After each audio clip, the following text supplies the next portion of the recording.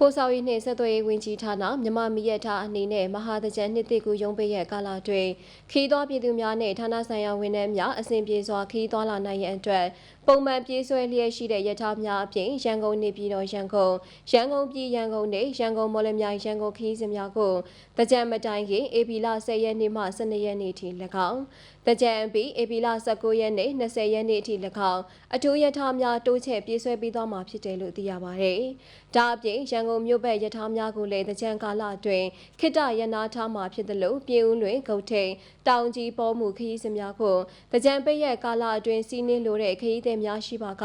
ပြေးဆွဲပြီးသွားမှာဖြစ်ကြောင်းမြမမီးရထားမှဒုတိယအထွေထွေမန်နေဂျာဦးကျော်စိုးလင်းကအခုလိုပြောကြားထားပါတယ်ရှင်။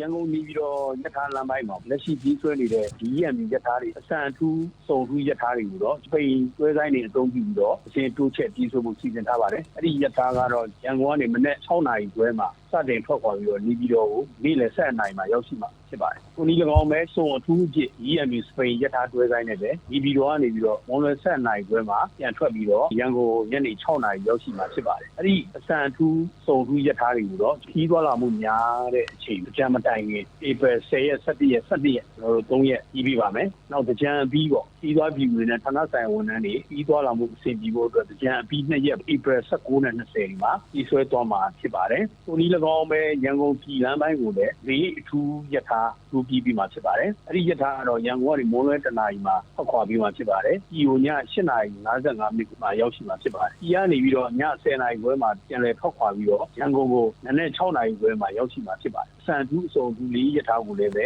ကြံမတိုင်ခင်3ရက်ဖြစ်တဲ့ဧပြီ10ရက်17ရက်12ရက်မှာပြည်ဆွဲပြီးမှဖြစ်ပါတယ်။နောက်ကြံအပြီးဧပြီ19ရက်နဲ့20ရက်နေ့မှာလည်းပြည်ဆွဲပြီးသွားမှာဖြစ်ပါတယ်။နောက်လမ်းပိုင်းဖြစ်တဲ့ရန်ကုန်မော်လမြိုင်ရထားလမ်းပိုင်းမှာလည်းပဲ၄အထူးရထားအစဉ်ထပ်တိုးပြီးမှာဖြစ်ပါတယ်။ရန်ကုန်ကနေမနက်9:15မိနစ်မှာထွက်ခွာပြီးတော့မော်လမြိုင်ကိုညနေ6နာရီမှာရောက်ရှိပါတယ်။အဲ့ဒါတော့အစံအထူးဖြစ်ပါတယ်။ဒီအစံအထူးကိုတော့ကြံမတိုင်ခင်3ရက်ဖြစ်တဲ့ဧပြီ10ရက်17ရက်12ရက်မှာပြည်ဆွဲမှာဖြစ်ပြီးတော့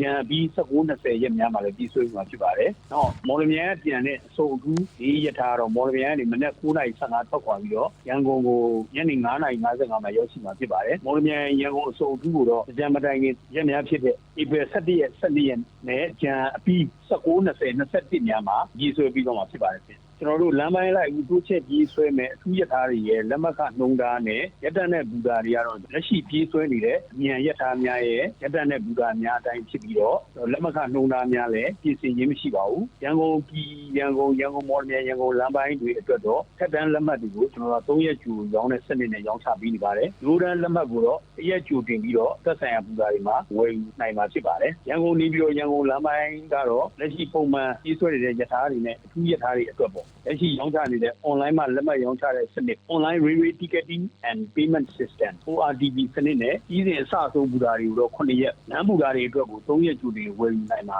ဖြစ်ပါတယ်ခင်ဗျဒီရန်ကုန်နေပြီးတော့လမ်းပိုင်းပြည်မဲ့စပိန် DMU အထူးရထားတော့အထက်တန်းအတွဲပထမတန်း4တွဲ6တွဲနဲ့ကြီးဆွဲပြီးတော့ဖြစ်ပါတယ်ရန်ကုန်ပြည်နဲ့ရန်ကုန်မော်လမြိုင်စုံစံ၄အထူးရထားတွေကတော့ထက်တန်း6တွဲရိုးတန်း8တွဲ break တွဲနဲ့ကြီးဆွဲပြီးတော့မှာဖြစ်ပါတယ်ခင်ဗျရန်ကုန်ပကံလမ်းပိုင်းတော့တစ်ပတ်စဉ်ပေါ့ရန်ကုန်ကနေတောက်ကြထွက်ပါတယ်ပကံကနေတော့အင်္ဂါနေ့ပြန်ထွက်တော့တစ်ပတ်ကိုကျွန်တော်2ခေါက်ပြီးနေတယ်လက်ရှိတော့ဒီကြံရက်မှာတော့ခီးစဉ်မှာတော့ဧပြီ14ရက်နဲ့20ရက်နေ့ထိတော့ပြည်ဆွဲမှုခိတရက်နာထားပြီးတော့ဧပြီ18ရက်စပြီးတော့ဒီလမ်းပိုင်းကိုပုံမှန်ပြန်လည်ပြည်ဆွဲသွားမှာဖြစ်ပါတယ်ရိုးဘက်ရထားတွေတော့ကြံအကျိုးလေးရစပြီးတော့နှစ်စန်းပြည့်နေ့ထိကျန်နာသွားမှာဖြစ်ပါတယ်ပြည်ဦးလေဂုတ်ထိတ်လည်းပဲကြံကာလာတော့ခိတရက်နာထားမှာဖြစ်ပါတယ်အခုဆိုရင်တော့ကျွန်တော်တို့အဲ့ဒီရထားတော့ site scene အနေနဲ့ကြီးဆွဲတဲ့အခါမှာဆင်းလုံးငှားရမှုရှိတဲ့အခါမှာကျွန်တော်ပုံမှန်ကြီးဆွဲပြီးလေးရှိပါတယ်။အပြန်ရုံးပိတ်ရက်မှာလည်းပြီးနှင်းလိုတဲ့ခီးတွေရှိရင်တော့ကျွန်တော်စီစဉ်ကြီးဆွဲပြီးတော့မှာဖြစ်ပါတယ်